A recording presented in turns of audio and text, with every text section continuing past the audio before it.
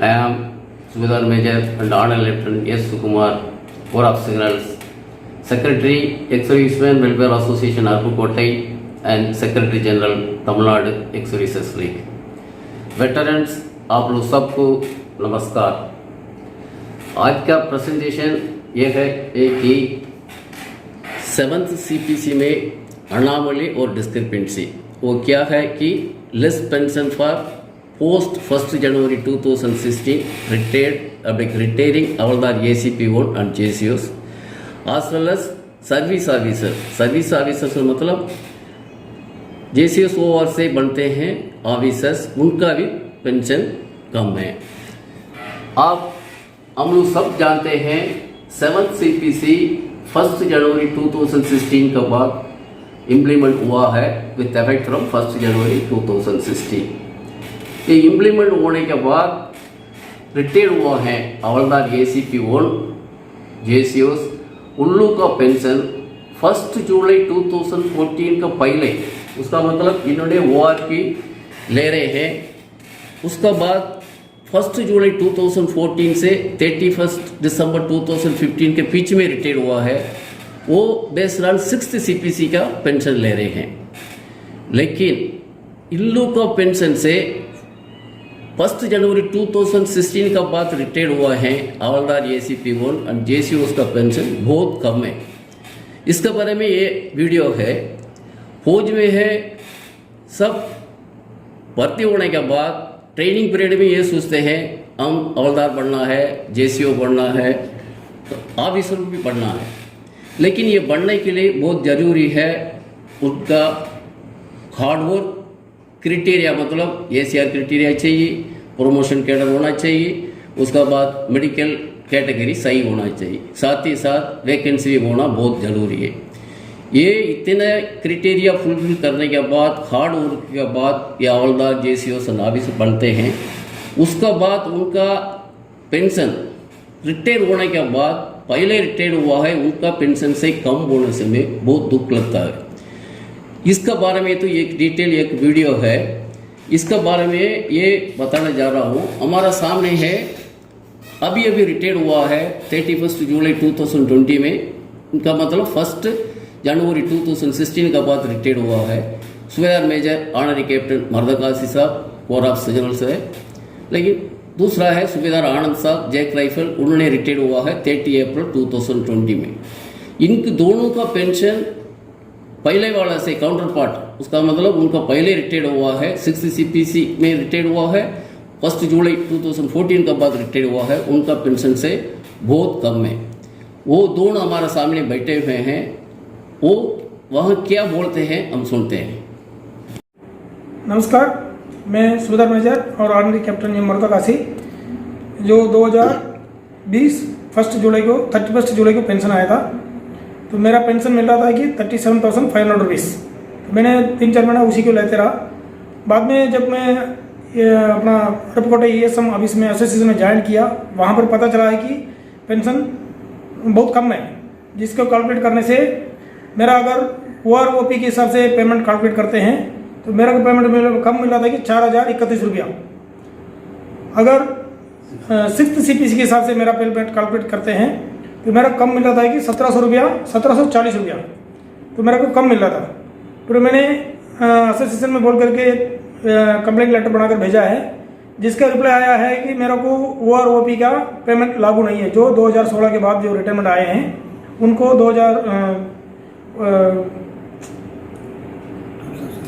2016 के बाद जो आए हैं उनका OROP लागू नहीं है। फिर मैंने अगर ऐसा है तो 6th पे कमीशन के हिसाब से भी अगर कैलकुलेट करते हैं फिर भी मेरे को 1746 रुपया कम मिल रहा है। तो मैंने फिर से दोबारा से इसको कंप्लेंट बना करके MOD मिनिस्टर ऑफ डिफेंस को भेज दिया है। इसी तरह और भी कई लोगों को ये सेम प्रॉब्लम है, मेरे से पहले भी कई लोगों ने बना करके सेम चीज़ भेजा हुआ है। और मेरे साथ में जो साहब था एक सुबेदार सावंत अशोक, जो महाराष्ट्र के रहने वाले हैं, साहब का PPO चेक कराया तो साहब का भी 5,502 रुपया कम आ रहे थे। तो फिर उन साहब का भी मैंने उस लिस्ट में ऐड करवा करके कंप्लेंट बना करके भेजा आया है। तो ये कई लोगों का प्रॉब्लम है।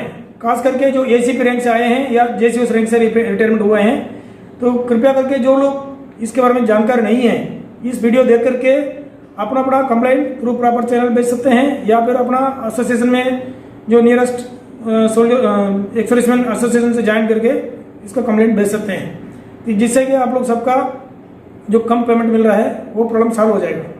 Thank you. नमस्कार, मैं सूबेदार आनंद जैक राइफल रेजिमेंट से 30 अप्रैल 2020 में रिटायर्ड हुआ था। मेरा बेसिक पेंशन बना 28,600, ये है 7th पे कमीशन के हिसाब से। अगर कैलकुलेशन करते हैं 6th पे कमीशन और OROP दोनों का कैलकुलेशन करते हैं तो हमारा पेंशन जो है अभी कम बनता है, क्योंकि OROP के हिसाब से जो 1 जनवरी 2016 से पहले आए हुए जेसीओस वो हमसे ज़्यादा पेंशन ले रहे हैं, क्योंकि ये कैलकुलेशन OROP की वजह से हुआ है। लेकिन जो नए लोग हैं 1 जनवरी 2016 उनका OROP लागू नहीं है, इसीलिए हमारा पेंशन कम बन रहा है।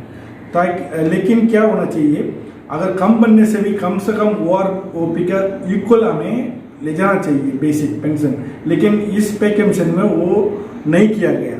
उसको करने के लिए हमें सबको रिप्रेजेंट करना चाहिए, कंप्लेंट भेजना चाहिए। जो भी जेसीओस हैं वो सभी करें, तब इसके ऊपर एक्शन होगा। मैं भी मेरा कंप्लेंट आगे फॉरवर्ड कर रहा हूँ। जो जेसीओस आप सुन रहे हैं सभी प्लीज़ अपना अपना जेसीओस सबको बताएं, ताकि सभी अपना कंप्लेंट भेज सके, इसका हमें एक डिसीजन मिले। धन्यवाद। अब हम लोग आनंद कैप्टन काशी साहब और सूबेदार आनंद साहब प्लस पेंशन के बारे में क्या बताया था हम अब सब सुना है। इसके बारे में एक डिटेल्ड एक्सप्लेनेशन है। अब हम लोग सब जानते हैं 7th CPC 1 जनवरी 2016 से इम्प्लीमेंट हुआ है। ये इम्प्लीमेंट होने के बाद उसका माफिक 7th CPC के माफिक पेंशन फिक्स करने के लिए एक सर्कुलर इशू हुआ है, PCDA सर्कुलर 584। वो सर्कुलर इशू हुआ था 7 सितंबर 2017 में। ये सर्कुलर इशू होने के पहले 1 जनवरी 2016 से ये सर्कुलर इशू होने तक कुछ लोग रिटायर्ड हो गया है, लेकिन उन लोग का PPO है based on 6th CPC issue हुआ है। बाद में ये सर्कुलर इशू होने के बाद उनका करिजेंडम PPO इशू हुआ है, उसमें 7th CPC का उनका पे के अनुसार उनका पेंशन मेंशन करके उनको करिजेंडम PPO इशू हुआ। हमारा एसोसिएशन में एक नायब सूबेदार सुंदर राजन साहब है, उन्होंने 1 मार्च 2016 में रिटायर्ड हुआ था। उनका PPO initial PPO 6th CPC के माफिक इशू हो गया था। बाद में ये सर्कुलर इशू होने के बाद उनका करिजेंडम PPO इशू हुआ था। उसको देखने से में उसमें उनका पेंशन कम हुआ था, लेस पेंशन का नज़र में आया था। ये कैसा है ये बताता हूँ। उनका इनिशियल PPO इशू होने के टाइम पर उनका इनिशियल PPO में 6th CPC का पे का माफिक उन्होंने लिखा था। उसमें है उनका बेसिक पे है 12,210, ग्रेड पे 4,200, MSP 2,000, टोटल मिला करके 18,410 है। उनका 50% का था पेंशन, वो 9,205। लेकिन उनका पेंशन उसमें इनिशियल PPO में मेंशन किया हुआ था 10,675। ये क्यों है? इसी माफिक अनामली 7th CPC के अनामली के माफिक 6th CPC में भी अनामली था। मतलब 5th CPC में पेंशन ले रहता है, उनसे उनका पेंशन से 6th CPC का पेंशन कम था। इसका बारे में सर्विसेज हेडक्वार्टर ने केस MOD के साथ केस टाइप करके उसी अनामली को दूर किया था। इसी कारण से ये नायब सूबेदार सुंदरराजन साहब का भी इनिशियल PPO में उनका 6th CPC के माफिक उनका ये फिक्स किया था 10,675, क्योंकि पहले वाले से काउंटर पार्ट से कम नहीं होना चाहिए बोल करके। लेकिन उनका 7th CPC का PPO 20 फरवरी 2018 में इशू हुआ है, उसमें उनका पेंशन था 23,750। ये क्यों है? उनका बेसिक पे है 42,300, उसका बाद MSP 5,200, टोटल 47,500। इसका 50% था 23,750। इसका कारण से क्या हुआ है, ये साहब का पेंशन बहुत कम हुआ है। इनका पेंशन है ORP के माफिक इनका पेंशन 3,857 कम हुआ है। 6th CPC के माफिक इनका पेंशन 3,685 कम हुआ है। ये उनका PPO दिखाता हूँ क्लियरली, वो लिखा है 10,675, लेकिन उनका पे था 12,210, उसका साथ इसमें लिखा है वो 4,200 क्रेडिट पे 2,000, ये टोटल मिलाकर के मैंने पहले बोला था 18,140 उनका कम हुआ था। इसी कारण से उनको इक्वट करने के लिए ये 10,675 लिखा है। लेकिन उसका बाद उनका 7th CPC का PPO इश्यू हुआ है, उसमें उनका लिखा हुआ है उनका पेंशन था बहुत कम था।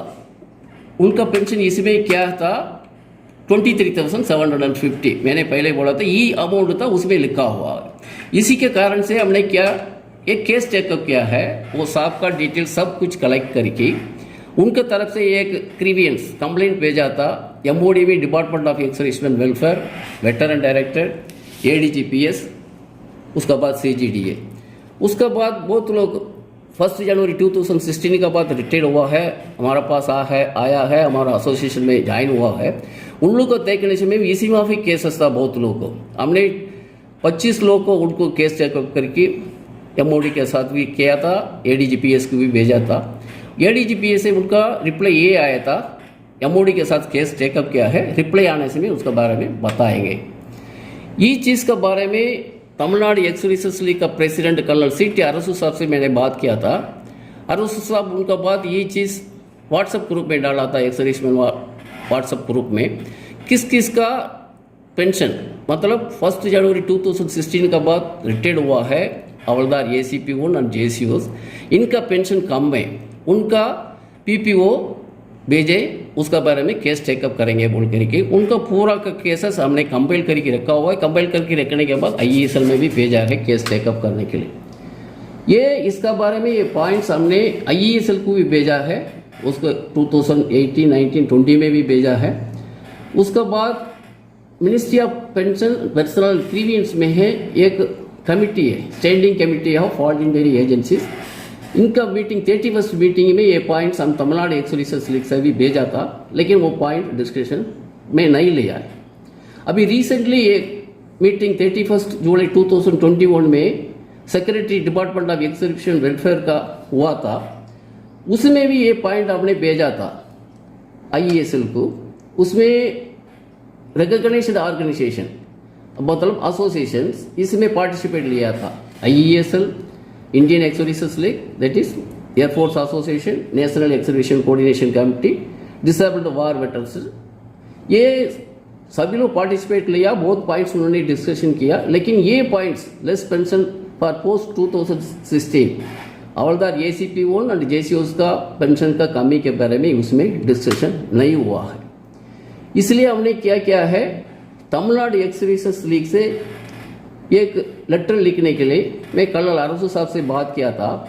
उन्होंने बोला है ठीक है, हमने इसको केस चेकअप करेंगे, क्योंकि हमने इस standing committee of ordinary agency में एक मेंबर है, हम उनको चिट्ठी लिख सकते हैं बोल करके एक चिट्ठी तैयार किया था। तैयार करके हमने लिखा है, एड्रेस किया है chief of defence staff, ministry of defence, department of ex serviceman welfare, veteran director, उसका बाद IESL को भी लिखा है। ये इसका डिटेल एक्सप्लेनेशन इसको बेस्ड ऑन हमने लिखा था। एक MOD का लेटर है, 6th CPC का अनामली हुआ था, उसको कैसा दूर किया है उसके बारे में क्लियरली हमने इसी लेटर में लिख कर कि 6th CPC में अनामली कैसा दूर किया है, उसी माफिक 7th CPC में भी ये अनामली दूर करना चाहिए बोल करके इसमें क्लियरली डिटेल्ड लिखा हुआ है। इसको हमने नेक्स्ट वीडियो में बताएंगे डिटेल। उसके बाद हमने ये रिक्वेस्ट करते हैं ऑल वेटरन्स को, ये वीडियो को सबको सब अपना फ्रेंड्स अपना यूनिट में जानते हैं, उसके बाद गांव में रहते हैं, उन सब लोग को ये वीडियो को भेजो, अवेयरनेस क्रिएट करो। अवेयरनेस क्रिएट करके अफेक्टेड पर्सन्स मतलब 1 जनवरी 2016 के बाद रिटायर्ड हुआ हवलदार ACP1 JCOs, उनके पास ये मैसेज पहुंचने से में उनने अपनी तरफ से केस चेकअप करके MOD ने यूनिट हर एक जगह से इसका एक्शन लेने में उनका पेंशन पहले का माफिक 6th CPC में कैसा अनामली दूर किया उस माफिक दूर करके उनका भी सही पेंशन कम नहीं होना चाहिए, एक्चुअल एटलीस्ट इक्वल पेंशन पहले रिटायर हुआ है उनका माफिक होना चाहिए, नहीं तो ज़्यादा होना चाहिए। ये सबका सब एक्शन लेने से में भी होगा। इसके बारे में एक अपने फॉर्मेट भी बनाया हुआ है, ये नेक्स्ट पार्ट 2 में बताएंगे, उसका डिटेल उसमें लिखा हुआ है, एक फॉर्मेट वो बनाया हुआ है। अब ये वेटरन साहब सब लोग ये वीडियो को सुना है, इसलिए हमने मदद करने के लिए कोशिश करना चाहिए। पढ़ा लिखा आदमी है, उसको इसका मालूम नहीं है, इसका बारे में है, उनका पास ये मैसेज पहुंच करके मदद करना चाहिए। ये अपना दूर करने के लिए सबका सब कोशिश करना चाहिए। अब तक ये वीडियो सुना है आप सब लोग को ex serviceman welfare association Aruppukottai Tamil Nadu ex service league तरफ से बहुत धन्यवाद। नेक्स्ट वीडियो जल्दी से रिलीज़ करेंगे इसका बारे में। Thank you.